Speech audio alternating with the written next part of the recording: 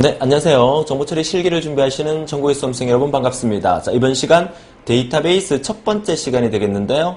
자, 수많은 수험생들이 정보처리 실기를 준비하면서 알고리즘과 데이터베이스의 배점이 가장 높기 때문에 알고리즘과 데이터베이스에 집중적으로 공부하는 모습 보기에 참 좋습니다. 하지만 이 데이터베이스 강의를 첫 번째로 진행해 드리고는 있지만 나머지 과목도 여러분들이 절대 소홀히 해서는 안 된다는 거 미리 말씀을 드리고요. 자, 데이터베이스 같은 경우에는 전체적인 내용 자체가 그리 어렵지는 않습니다. 단 공부를 하지 않으면 그 개념조차도 모르기 때문에 그 과정이 너무 어렵지만 어느 정도 데이터베이스를 학습하시게 되면 데이터베이스의 전체적인 개념이 잡히면서 오히려 문제 풀기는 수월한 그런 과목이라고 볼 수가 있겠습니다.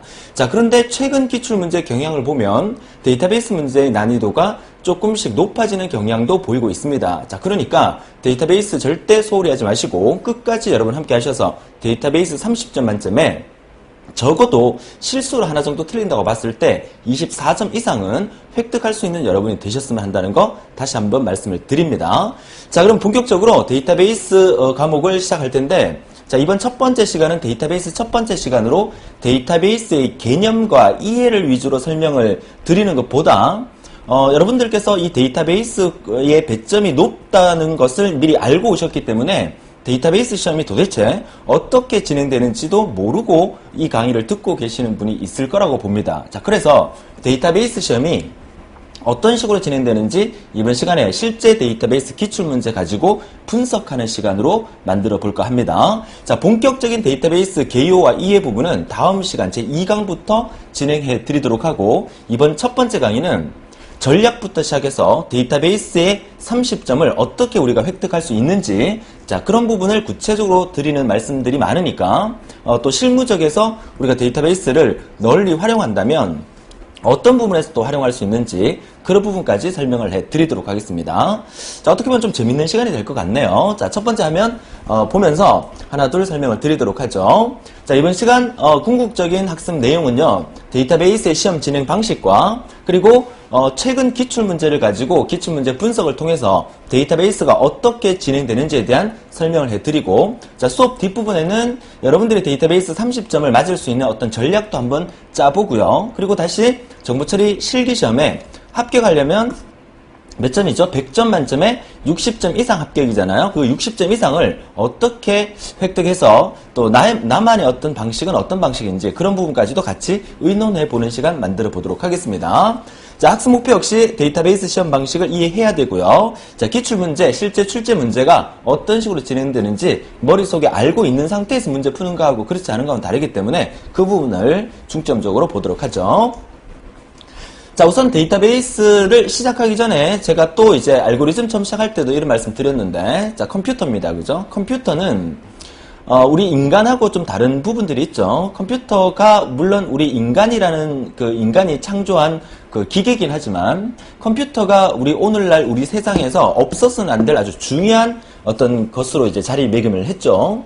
우리 주위에 우리가 들고 다니는 스마트폰 역시나 컴퓨터의 그 기능을 그 전화기에 추가하면서 우리가 실제적으로 아주 편리하게 사용할 수 있는 그런 어떤 도구가 됐어요. 사실 그 조금 옛날로 한번 돌아가서 얘기를 해볼까요? 아주 오랜 옛날, 한 10여 년 전, 한 20여 년 전 돌아갔을 때 우리가 보통 그 사람들한테 머릿속에 전화번호 한 20개, 최소한 20개에서 많게는 한 100여 개까지 사람들은 그 전화번호를 기억하고 있었답니다. 자, 무슨 말이죠? 당시에는 핸드폰이 없었습니다. 그죠? 핸드폰이 없었고, 뭐, 삐삐 세대에서도 마찬가지였고, 그 이전 같은 경우에는 보통 사람들이 우리 머릿속에 나와 친근한 뭐 친구나 친척이나 가족들의 전화번호는 기본적으로 내가 기억을 하고 있었죠.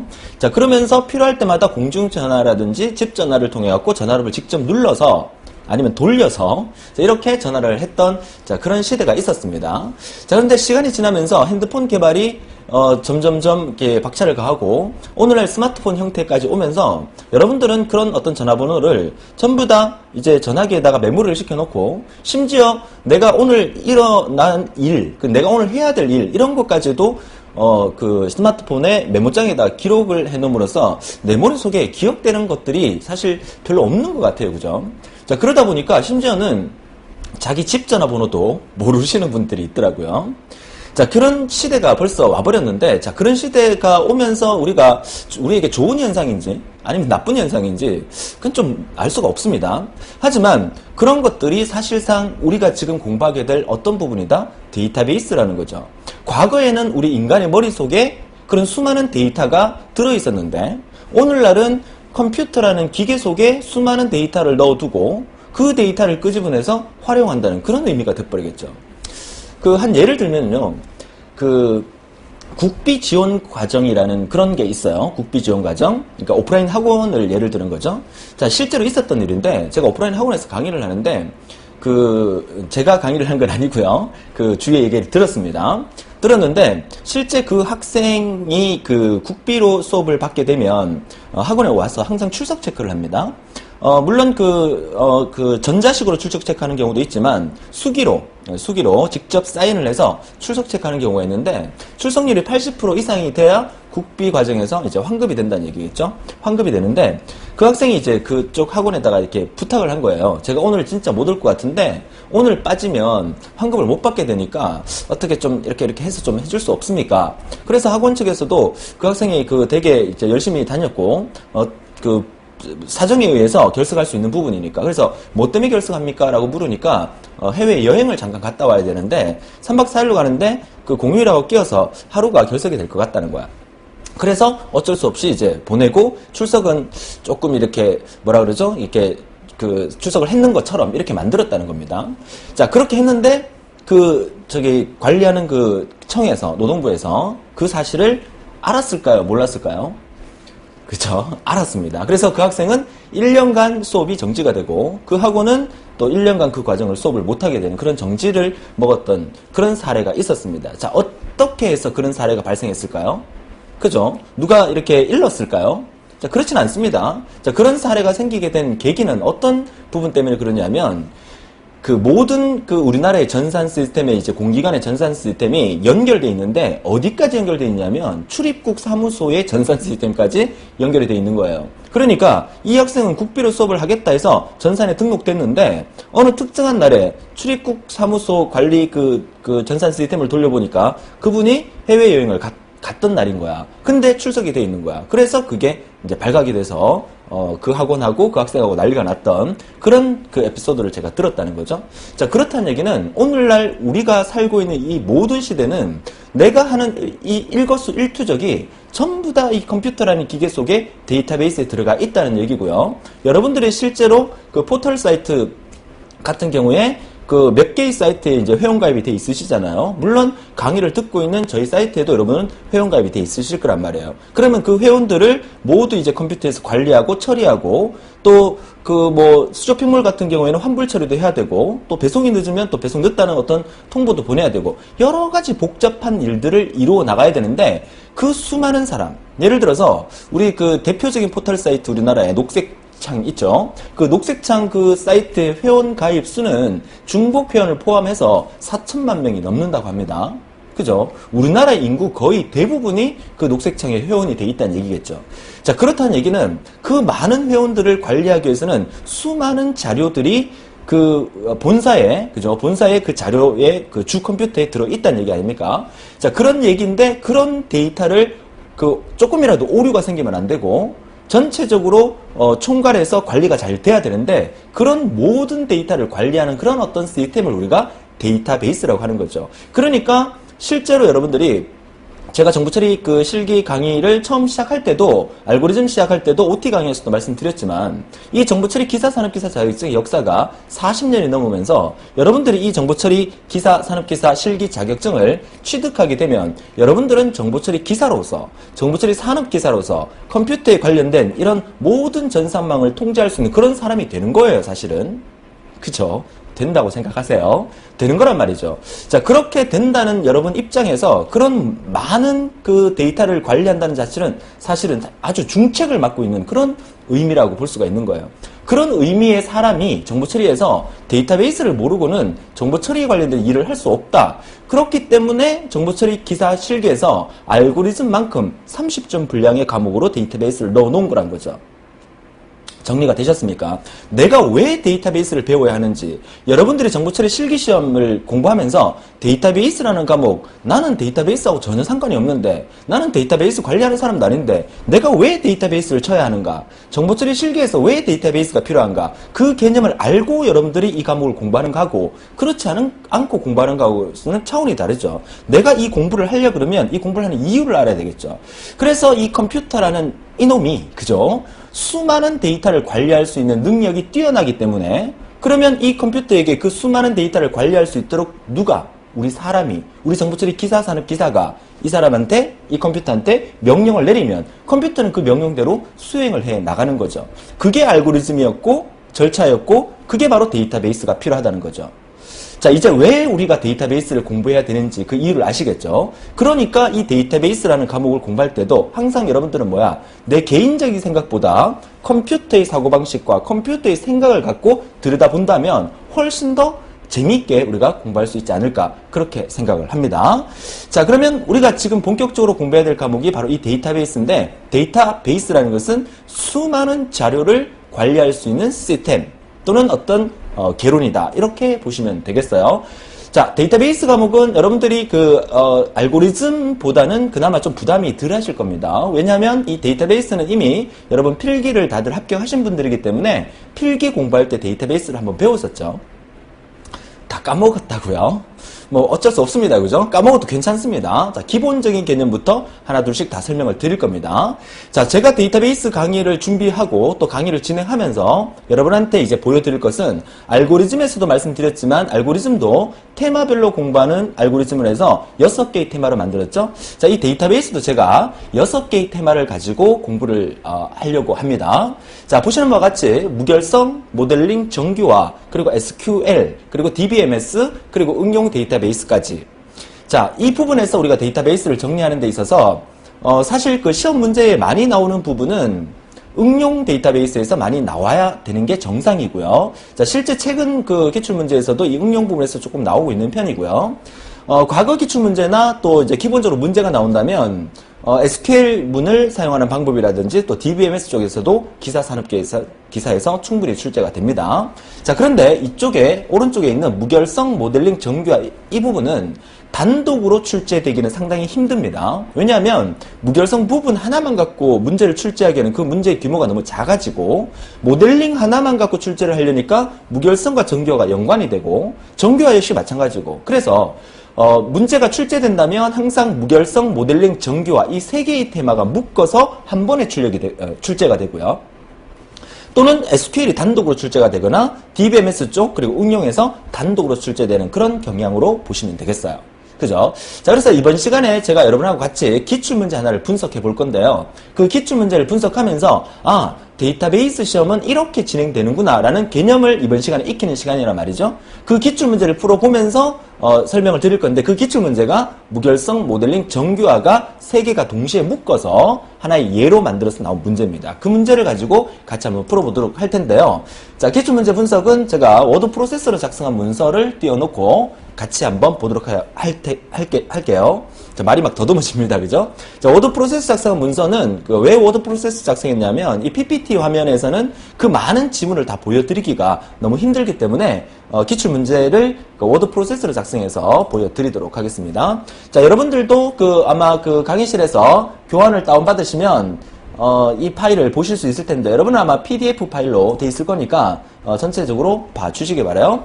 자, 지문이 워낙 길고 많기 때문에 사실 저번에 알고리즘 시간에서도 말씀을 드렸지만 실제 정보처리 실기에서는 문제 유출이 안 됩니다. 그죠? 공개도 안 되고. 그래서 이런 부분들을 전부 다 학생들의 어떤 기억에 의해서 이런 문제가 나왔습니다는 기억에 의해서 만든 거기 때문에 실제 문제랑은 약간의 차이가 있을 수 있다는 것은 미리 말씀을 드리겠습니다.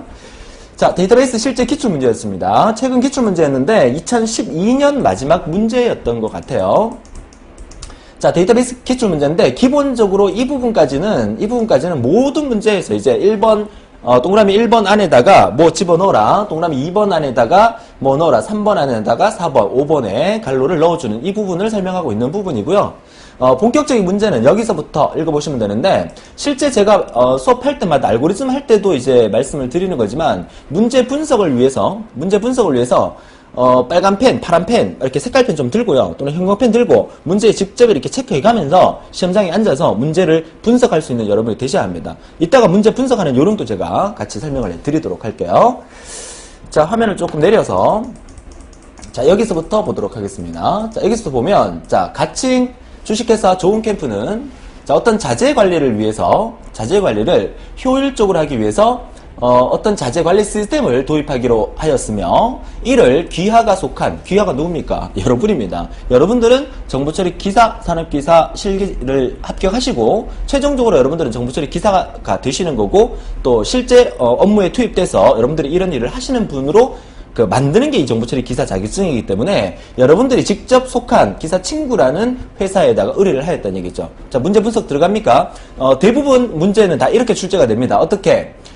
주식회사 좋은 캠프라는 회사가 그 회사에 어떤 시스템적으로 문제가 생긴 거야. 컴퓨터에 자료가 문제가 생기니까 어떤 뭐 업체에다가 이런 전문적인 업체에다 의뢰를 해야 되겠죠. 어느 회사에다가 기사친구라는 회사에다가 의뢰를 했다는 얘기입니다. 그래서 기사친구의 데이터베이스 설계자인 당신이, 그쵸? 여러분이 자재관리 시스템의 데이터베이스 설계를 담당하게 되었는데 그래서 귀하는 부품의 거래 이력인 주문 릴레이션을 설계하고 여기서 말하는 릴레이션이라는 것은 지금 보시는 이 표입니다. 표, 테이블이라고 얘기를 하죠. 우리가 필기 공부할 때 대충은 배웠기 때문에 뭐 개념은 대충 아실 겁니다. 이 주문이라는 큰 테이블에 지금 데이터는요. 이 회사의 데이터는 지금 여기에 한 10개 정도의 데이터밖에 안 보이지만 실제 뭐 녹색창의 회사라고 생각합시다. 이 데이터가 몇 개가 있어요? 4천만 개. 엄청나죠? 그 4천만 개의 데이터를 관리하는 게 쉽지가 않다는 얘기죠. 그래서 이 다음과 같은데 이 부분을 가만히 여러분이 전문가가 돼서 이 회사에 와서 이 부분을 가만히 분석해 보니까 이 안에 문제점이 상당히 많다는 것을 여러분이 알게 된 거죠.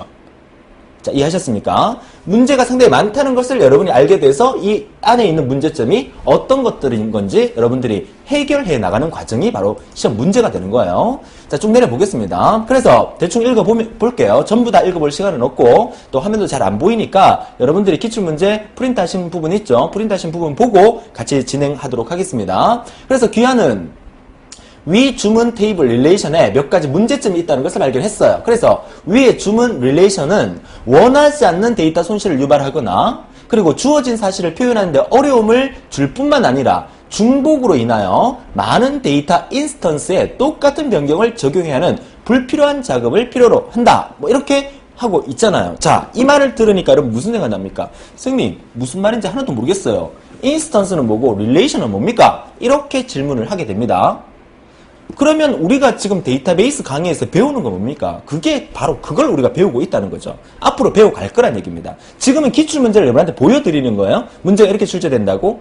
그죠? 그러면 여러분들이 줄을 짝짝 쳐가면서 형광펜으로 줄을 쳐가면서 중요한 부분을 찾아가면서 답을 찾아내야 된다는 거죠. 자, 그럼 실제 문제가 어디쯤에 나오는지 계속 읽어볼 텐데 사실 시간이 조금 허락한다 그러면 저는 이 문제를 다 읽어드리고 싶어요.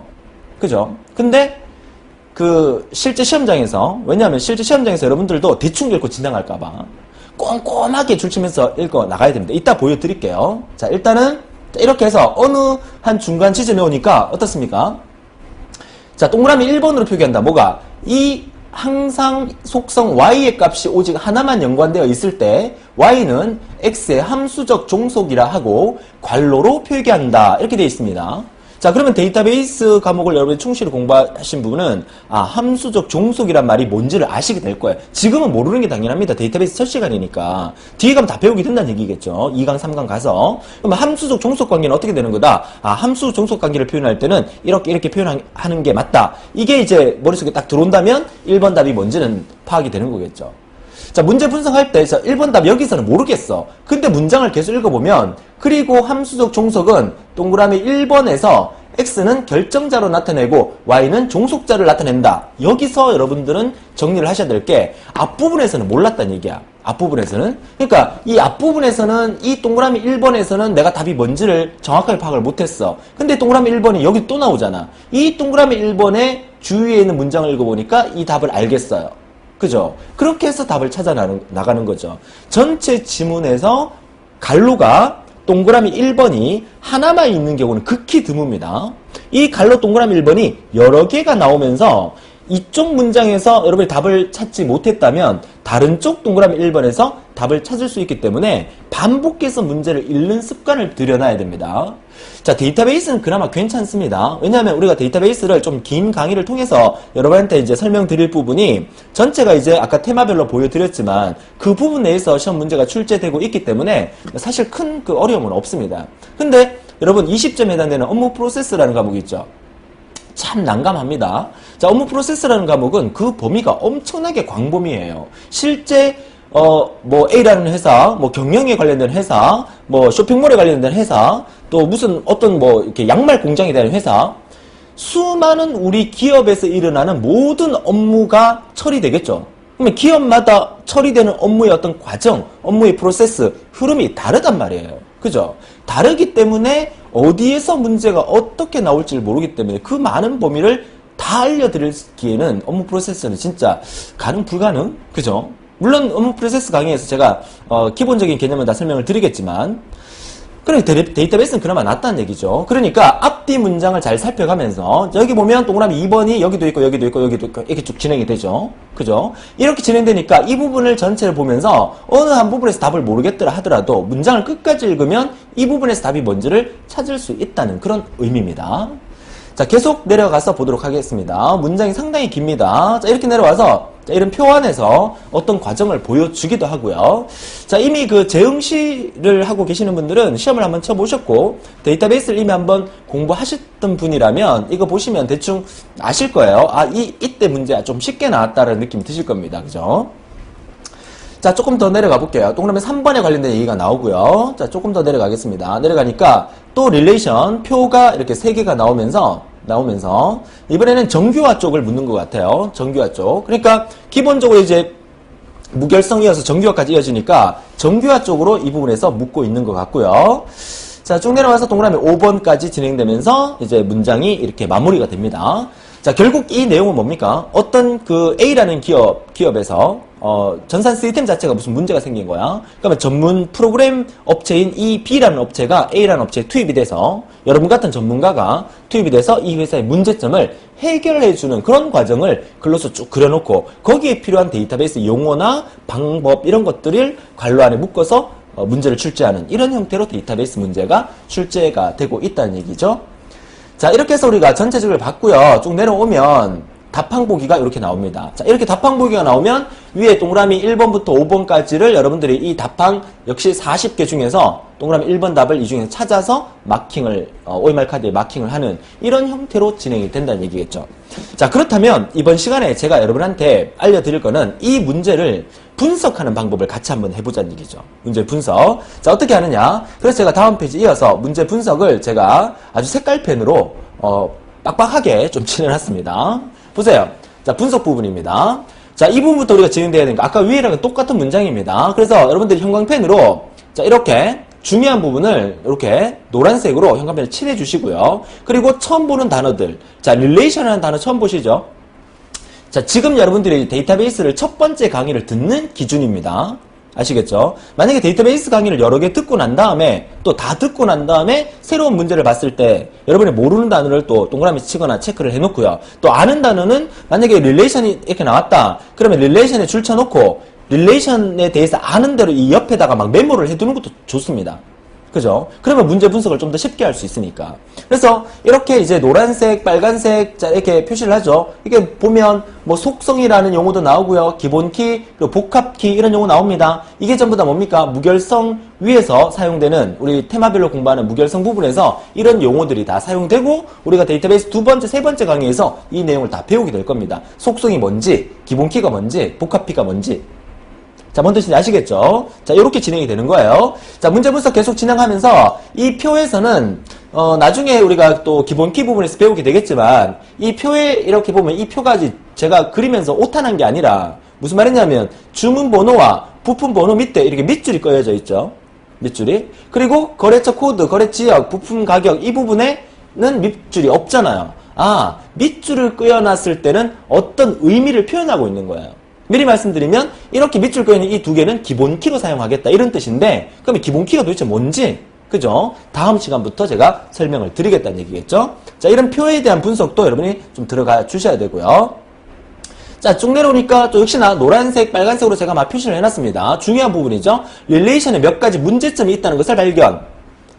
릴레이션에 이 테이블에 무슨 문제가 있다는 것을 발견했다는 거야. 그죠? 그래서 이 문제를 해결해 보니까 중복으로 인해서 많은 데이터 인스턴스에 똑같이 변경해야 되는 부분을 우리가 발생하게 되었다. 이렇게 분석해 나가는 겁니다. 그래서 예를 들어 주문번호가 1607인 데이터를 삭제하게 되면 이 말하고 그 다음에 거래처 지역이 대구 내용이 유실된다는 내용하고 삭제란 말 나왔고요. 그 다음에 물리적인 수정 작업을 또 해야 되고 그죠? 또 변경 작업을 또 해야 되고 그러다 보니까 완전 함수적 종속이 아니기 때문에 이 테이블에 어떤 문제가 발생했다는 것을 여러분들이 실제로 현장에 투입돼서 분석해보니까 아 이런 문제점이 생겼다는 거죠.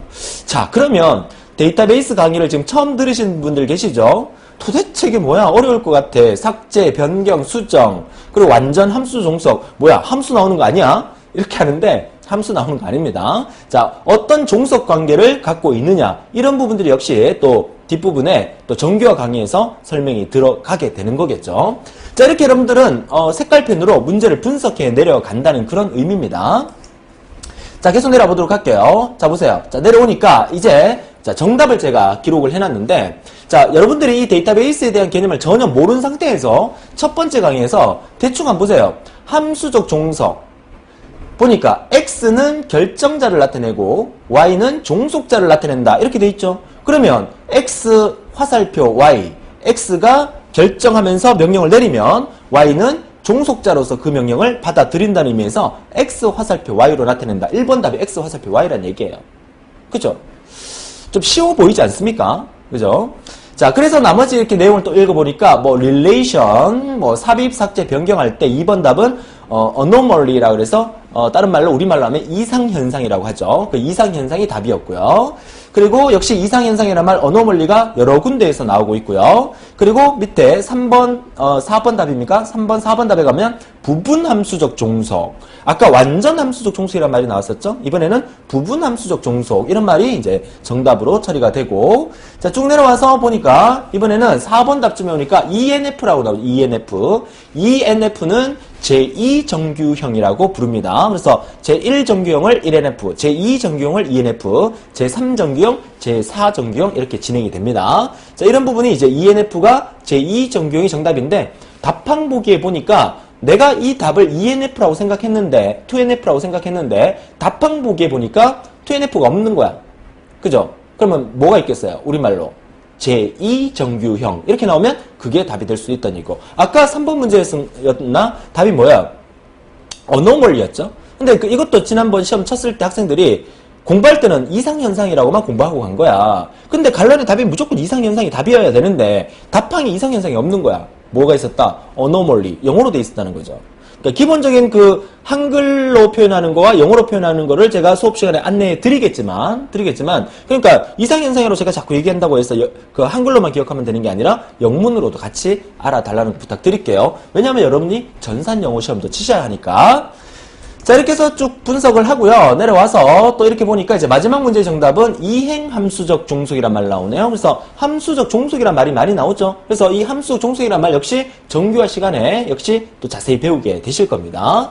그래서 이렇게 문제가 나온다면 사실 좀 쉬운 문제였다고 볼 수가 있겠어요. 지금 여러분들이 이 강의를 처음 들으신 분들한테는 선생님 문제 되게 어려울 것 같아요 라고 얘기를 하는데 또 재응시자 입장에서 한 번쯤 공부하신 분들은 와, 이 문제 진짜 쉬운 문제였다 이렇게 생각하실 거예요. 그러니까 데이터베이스가 최근 들어서 어렵게 나오는 부분은 테마별로 공부하는 데이터베이스에서 이 SQL 문이 조금 더 복잡하게 나오면 학생들이 좀 힘들어하는 경우가 있고 응용 테마에서 나오게 되면 좀 힘들어하는 부분이 있어요. 자, 그런 부분들도 수업 시간에 같이 정리해 드리도록 하겠습니다. 자, 이렇게 해서 우리가 문제 분석을 대충 다 보게 되겠고요. 이렇게 해서 이제 답항 보기를 찾아보면 정답은 이제 부분함수 종속 부분과 그리고 제2종규형 ENF 그리고 anomaly X 화살표 Y 그리고 이행함수 종속 이렇게 정답을 찾아서 OMR 카드에 정확하게 마킹을 하면 이 부분이 정리가 되는 그런 형태로 이제 문제 풀이가 되시겠죠. 자, 워드 프로세스 화면을 좀 닫아주겠습니다. 자, 이렇게 우리가 기출문제 분석을 하게 됐고, 이제 본격적으로 이번 시간을 마무리하면서 여러분의 플랜을 한번 짜볼 수 있도록 좀 해볼게요. 여러분 플랜이, 자, 어떻게 됩니까? 그 오리엔테이션 강의였습니까? 오리엔테이션 강의, 재응시자를 위한 오리엔테이션 강의에서 제가 이런 설명을 드렸는데, 제가 미리 이런 말씀을 드리면 좀 그렇지만 대부분의 학생들이 알고리즘이 힘들다는 생각을 갖고 있는 분들이 많기 때문에 그 알고리즘 강의에 너무 목을 메고 있어요. 그죠? 그래서 저는 이 알고리즘 강의를 최대한 줄여서, 그죠? 뭐 타 사이트에서 강의 수가 뭐 30개, 뭐 40개 이렇게 가는데 저는 본강을 딱 20개로 압축시켰어요. 20개의 강의. 그 20개의 강의만 들으면 알고리즘은 충분히 만점 받을 수 있어요. 물론 이제 기출문제 특강을 통해서 부족한 부분을 제가 보충을 해드리겠지만, 그러니까 알고리즘 시간을 조금 이렇게 줄이면 안 되지만 알고리즘 시간을 이만큼 사용을 했다면 데이터베이스 공부 시간도 이만큼을 해달라는 얘기입니다. 제일 안타까운 분은 나는 이런 분이에요. 이렇게 해서 불합격하시는 분, 60점, 100점 만점에 60점 합격인데 정말 알고리즘만 몰입하시는 거예요. 그죠? 만점 받는 건 좋습니다. 근데 나머지 부분을 소홀히 하는 바람에 이런 결과를 초래한다면 얼마나 억울합니까? 그죠? 데이터베이스에서 한 개라도 더 맞았다면 이런 후회를 하게 되겠죠? 그죠? 자, A타입 이분은 좀 이렇게 그 컴퓨터랑 좀 거리가 아주 그죠? 그러니까 다른 완전 비전공자이신데 이쪽에 이제 열심히 이제 공부를 하셨던 것 같아요. 그죠? 어느 정도 하셨는데, 이쪽 열심히 공부해서 이제 이쪽 전체를 만점 받기는 그 범위가 광범위하게 좀 힘들기 때문에 이런 분들도 알고리즘은 힘드시더라도 데이터베이스만큼은 그래도 3개 이상은 맞아서 18점 이상은 획득을 해 주셔야 합격권에 든다는 거예요. 자, 지금 제가 여러분한테 제시해드리는 목표는 이겁니다. 60점 이상이 합격이긴 하지만, 이거 중요하니까 빨간색으로 할까요? 60점 이상이면 합격이긴 하지만, 우리의 목표는 고득점 합격입니다. 적어도 70점에서 80점 이상을 맞고 합격하는 거. 그죠? 알고리즘 만점 다 맞는 걸로 목표를 합니다. 20개의 강의를 제가 찍어서 보내드리지만, 충분히 20개의 강의를 소화한다면, 만점을 충분히 맞으실 수 있다고 자신있게 말씀을 드리고요. 데이터베이스 좀 어렵게 나오면 사실 그 실수로 1개 정도는 틀릴 수가 있습니다. 1개 틀리면 24점입니다. 24점을 목표로 하세요. 그리고 나머지 이 부분들도 절대 소홀히 하지 않으셔서 반 이상이죠. 그러니까 각각 5문제 나오는데 3개 맞춰주시면 돼요. 그리고 업무 프로세스는 그 범위가 워낙 광범위하기 때문에 사실 그 독해 문제라 그래야 되나? 지문 문제입니다. 그 지문을 열심히 읽어주시면 앞뒤 문장에 의해서 답을 찾을 수 있기 때문에 한 2개 정도는 쉽게 나와요. 나머지 2개는 어렵지만.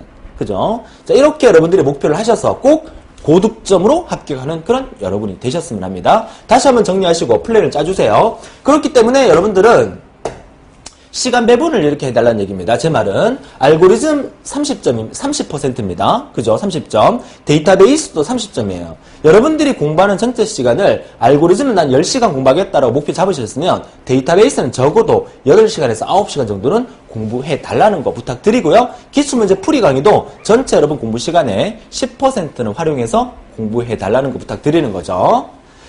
자, 이렇게 해서 이번 시간은 첫 번째 시간을 좀 마무리하려고 하는데요.